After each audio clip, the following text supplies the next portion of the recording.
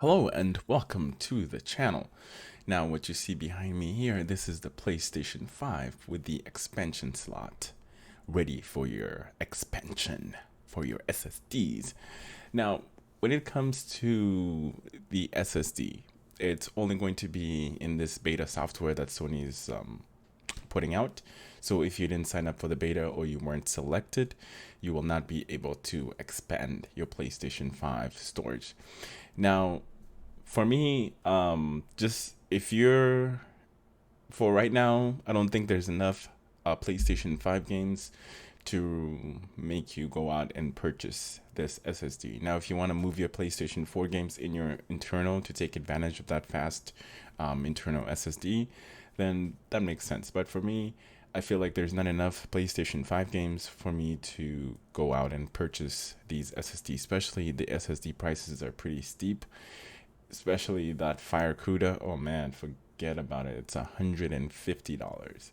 And yeah, so let's go ahead and cover this. Got some couple of different things to show you guys. There's some options if you're looking into expanding the SSD on your PlayStation 5. That is if you have been selected for this beta software and they actually push that software over to your console and it's available for you so you could take advantage of it. Otherwise, just wait. Eventually, it's going to be standard, right? It has to be. So here we are in IGN, and we also have the Fire CUDA from Seagate's websites. I have that available for you guys to check out. The prices are just freaking insane. And then I have this article coming from The Verge that I want to share with you guys as well too. So IGN actually went ahead and they did best PS5 compatible M2 drives. So you have the Western Digital Black 1 terabyte, and that's about $250 because I'm sure there's a discounted deal or something like that, which is insane. You have the 980 Pro, that one just came out this year from Samsung, $229. And then you have, and then also like the requirements for the PlayStation 5 is very specific. The SSD has to be 250 gigabyte minimum and can't be larger than 4 terabytes, as well as the dimensions, and it has to be within it's and also it has to include its own heatsink as well too. I guess that's one of the requirements. But my thing is like people that are not aware of these different things, like I'm talking about parents, and they're not really into gaming or into technology to know the specifics. They just go to Walmart and be like, hey, I want an SSD, or they go to Best Buy, I want SSD.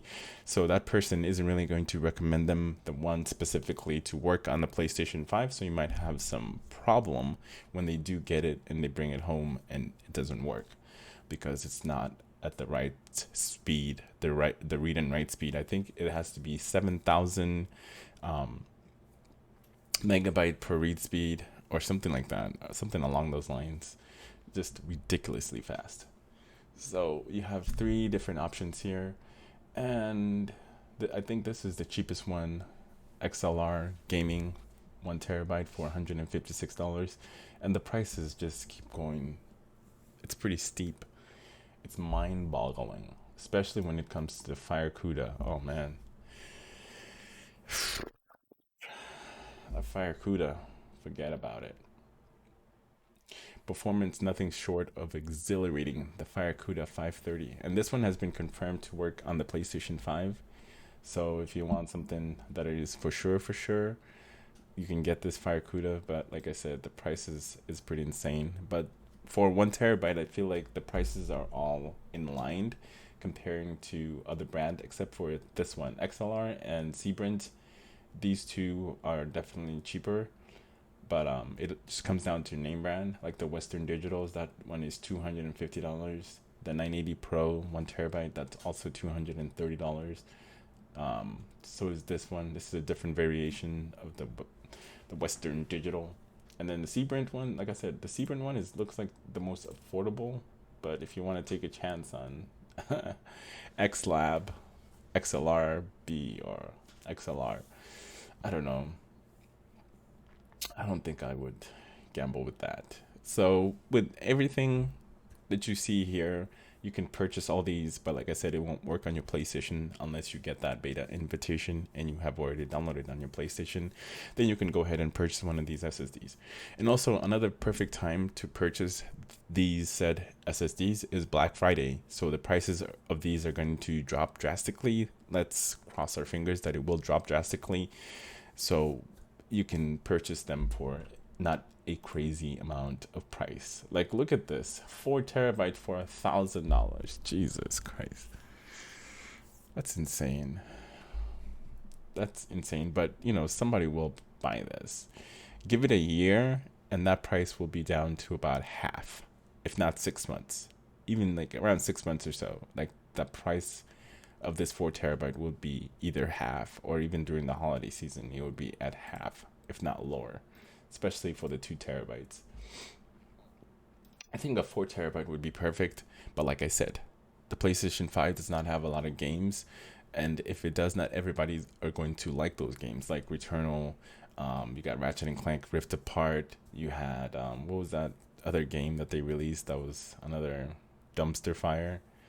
Battle Royale, sort of, with the Carnage. I cannot. Oh, Destructive All Stars. Yeah. So, who wants that?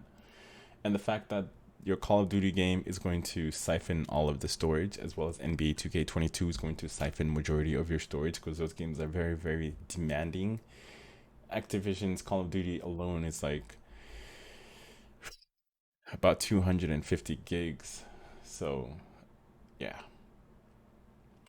Anyway, so here we are at the verge. Once you put in an SSD, can't use the M2 SSD inserted in the expansion slot. Use the M2 SSD that meets these requirements. It has to be a PCIe Gen 4 or later, and a capacity of 250 gigabytes minimum, up to 4 terabyte maximum. Turn off your PS5, then remove your M2 SSD. That's if you put the wrong one. If you put the wrong SSD on there, or the wrong size, or if it's not Gen 4 or whatever, this is the error that you're going to get.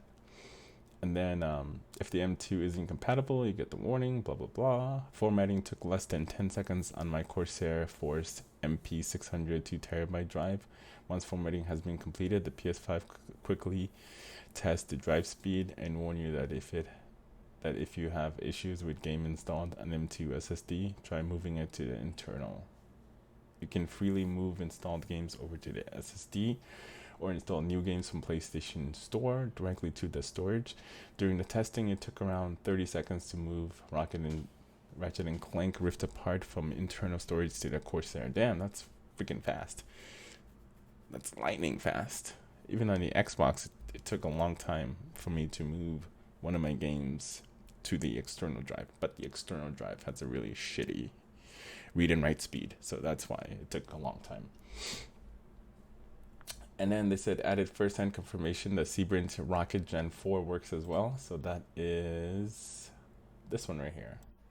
So this one's confirmed to be working on there as well too.